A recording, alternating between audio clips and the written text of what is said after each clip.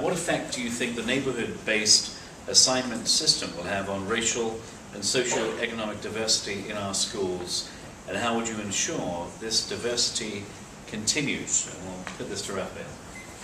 In a minute.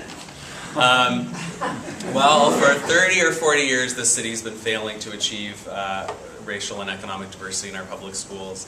The recent changes to the assignment policy will make it more easy for parents in a neighborhood to engage in their children's education, and that is a positive thing.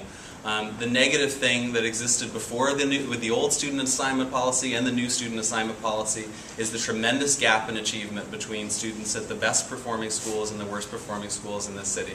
We have a 35% African American dropout rate from our high schools, about the same as other major urban areas in California. And it's a shame, and we know that something like 2/3 of the boys who do not graduate, African American boys who do not graduate from high school will go on to jail.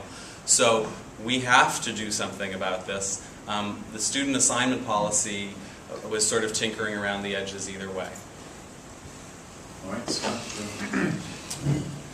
Yeah, the school assignment system in San Francisco was driving people out of the city. And one of the things that was driving some families out of the city and was actually in some ways making the schools less diverse because of that. So I supported reforming the school assignment system. It now prioritizes where people live, but doesn't require people to go where they live. So I'm hopeful that we will continue to have diversity in our schools, as well as giving people much more of a choice about where their kids are going to school. Thanks, Scott. Bill? Yeah, I live on a one-block street in Diamond Heights, 9 families, 13 kids, they all go to different schools.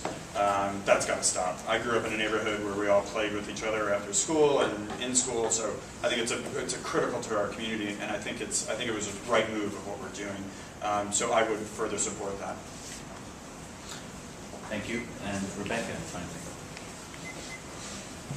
As I understand it, the studies on neighborhood schools are mixed. There's some people that say that if we implemented a full neighborhood schools program, the schools would be more diverse than they are today.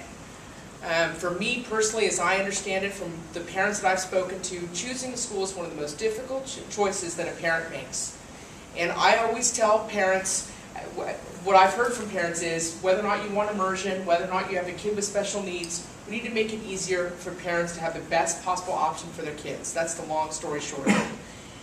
Allowing a bump in neighborhood schools should help that. And so I support the new plan and hope that it's implemented well. Okay. Our next question